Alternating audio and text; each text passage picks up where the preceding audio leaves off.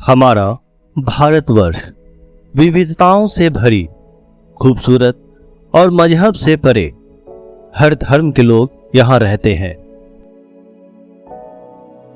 समय समय पर भारत में कई सन्यासी, विद्वान, महर्षि, ऋषि, पीर, औलिया और धर्म का ज्ञान देने वाले अनेकों संत का आगमन हुआ है, जिसमें बहुत सारी अपनी शक्तियों के लिए जाने गए तो कुछ अपने कारनामों के लिए। इसी ज्ञान विज्ञान रूप स्वरूप में इधर कुछ वर्षों से एक नाम और बहुचर्चित है, जिसे लोग बागेश्वर धाम सरकार के नाम से जानते हैं, और उनका पूरा नाम है धीरेंद्र कृष्ण शास्त्री। धीरेंद्र शास्त्री इन दिनों काफी चर्चा में है। कारण है उनके चाहने वाले उनको एक चमत्कारिक बाबा मानते हैं, जो सबके मन की बात को बिना बताए जान लेते हैं और उनकी समस्याओं का समाधान भी देते हैं।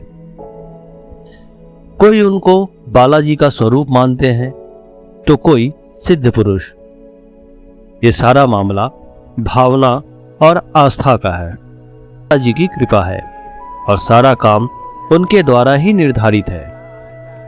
ये सिर्फ उनकी बातों का अनुसरण करते हैं और जैसा बालाजी सरकार चाहते हैं वैसा ही भक्तों के सामने अपनी बातों को रख देते हैं।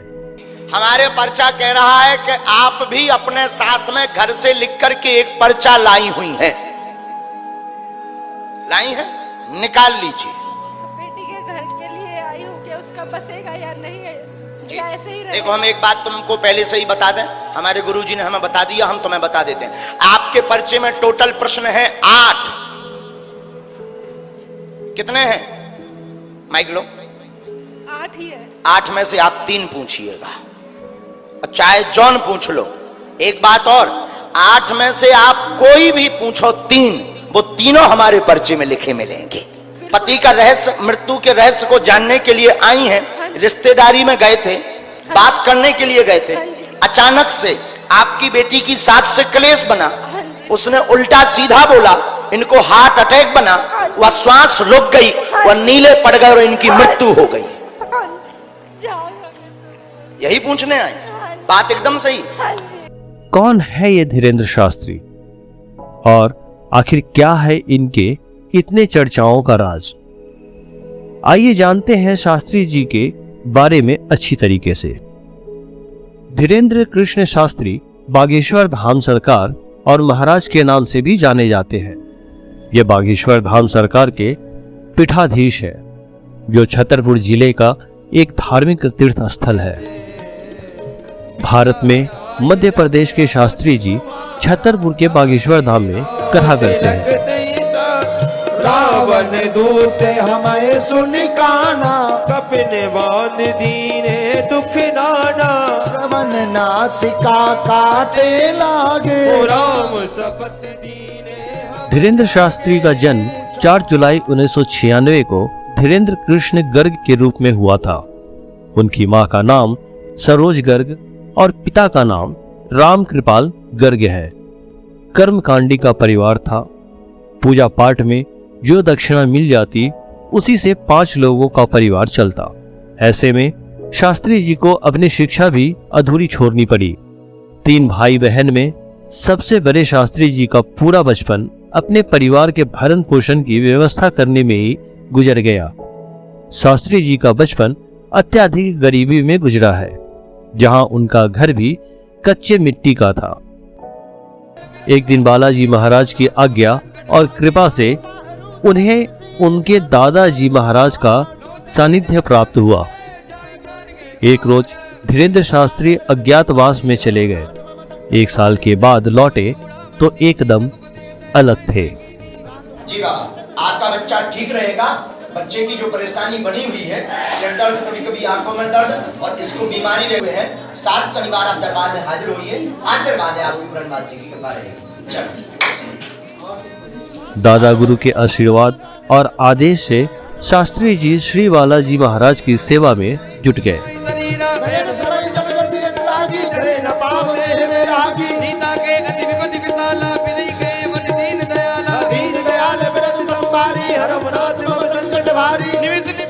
शास्त्री जी अपने दादाजी और पिताजी के बाद धाम के प्रमुख के रूप में सेवा करने वाले तीसरी पीढ़ी है। और ये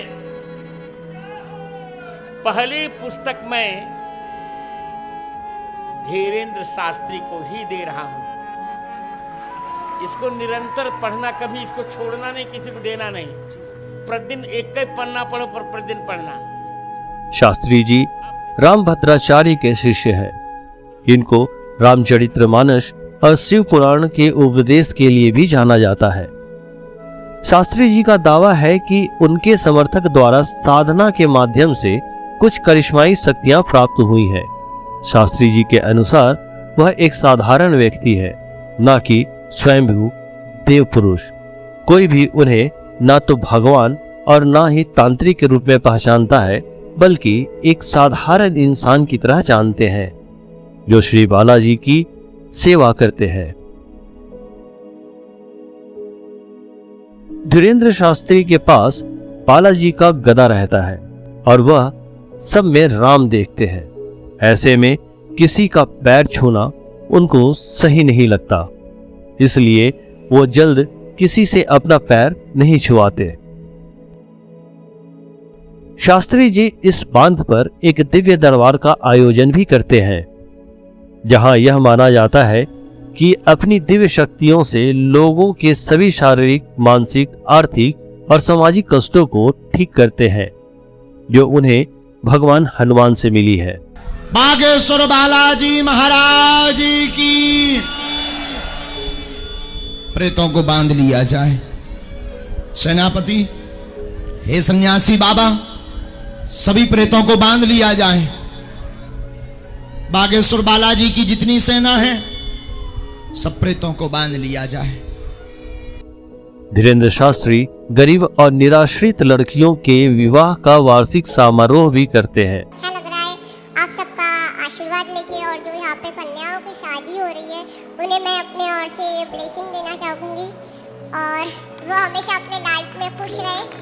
2021 में एक घर वापसी कार्यक्रम के दौरान ईसाई धर्म में परिवर्तित 300 लोगों को हिंदू धर्म में वापस लाए थे।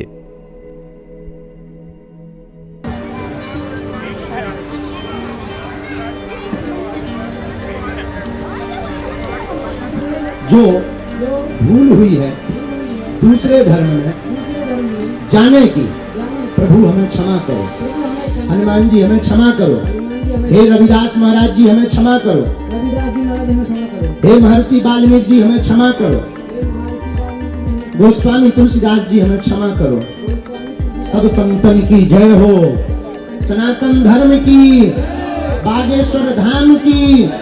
आज 1000, 100, 150, 200, कई सैकड़ों लोग, 200, 300 लोग यहाँ पर सनातन धर्म में पुनः वापस हुए। यही सत्य की जीत और बागेश्वर बालाजी की कृपा का चमत्कार है। अब हमें और बलपूर्वक कार्य करना चाहिए, ताकि जिस प्रकार इन लोगों के साथ भोले भाले लोगों को शिकार बनाया जा रहा, ये भारत में बंद। धीरेन्द्र शास्त्री विवाद और आलोचनाओं के बीच भी घिरे रहते हैं।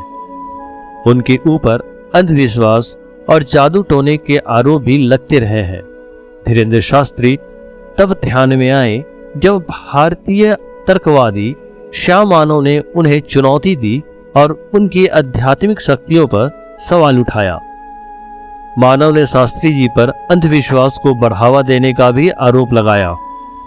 अखिल भारतीय अंधश्रद्धा उन्मूलन समिति ने अंधविश्वास विरोधी कानून के तहत शास्त्री जी के बारे में नागपुर पुलिस से शिकायत की। समिति के अध्यक्ष श्याम मानव ने कहा कि जादू टोना, दिव्य दरबार और प्रेत बाधा की आड़ में प्रचार किया जा रहा है और धर्म के नाम पर धीरेन्द्र शास्त्री द्वारा आम लोगों को लूटा, ठगा और शोषण किया जा रहा है। जब पुलिस ने मानव की शिकायत पर इसकी जांच की तो अंधविश्वास और काला जादू अधिनियम 2013 के तहत अभियोजन के लिए कोई आधार नहीं पाया। बाद में 25 जनवरी 2023 को नागपुर पुलिस ने शास्त्री जी को क्लीन चिट दे दी। बात अगर विश्वास या अंधविश्वास की जाए तो ये कोई नया नहीं है। समय समय पर अनेकों लोगों पर इस तरह का इल्जाम लगता रहा है, जिसमें कुछ तो सही साबित हो जाते हैं, मगर कुछ के बारे में सही साबित करना नामुमकिन सा हो जाता है। वैसे देखा जाए तो ये धारणा शायद सिर्फ हिंदू धर्म के लिए है, क्योंकि अगर ये सब के लिए होता तो भारतीय अंधश्रद्धा उन्मूलन समिति के संस्थापक श्याम मानव द्वारा हालेलुया कहकर विकलांग को चलते व्हील चेयर से उठकर दौड़ते और आंखों की रोशनी लौटाने का दावा करते हुए कुछ स्वघोषित गुरु के खिलाफ और कुछ मौलवियों के द्वारा झाड़ फूंक कर दुखों को दूर करने का दावा करने वाले धर्म गुरुओं पर भी अंधश्रद्धा फैलाने का आरोप लगाकर सच्चाई सामने लाने की कोशिश करनी चाहिए थी। इन्हीं सब को देखते हुए 23 जनवरी 2023 को नेताजी सुभाष चंद्र बोस की जयंती पर शास्त्री जी ने कहा, हमने आज भारत के इतिहास में नया नारा बनाया है भारत को हिंदू राष्ट्र घोषित करने के लिए, और वो है तुम मेरा साथ दो, हम हिंदू राष्ट्र बनाएंगे। हाँ, तुम हमारा साथ दो, हम हिंदू राष्ट्र बनाएंगे। और एक बात हम प्रार्थना करेंगे भारत के लोगों, अब चूड़ियां पहनकर घर में मत बैठो। ये केवल बागेश्वर धाम पर उंगली उठाने की बात नहीं, प्रत्येक सनातनी पर उंगली उठाई है, अब बाहर निकल करके बताना ही पड़ेगा। और साथ ही उन्होंने रामचरितमानस को भारत का राष्ट्रीय ग्रंथ घोषित करने का भी आग्रह किया है।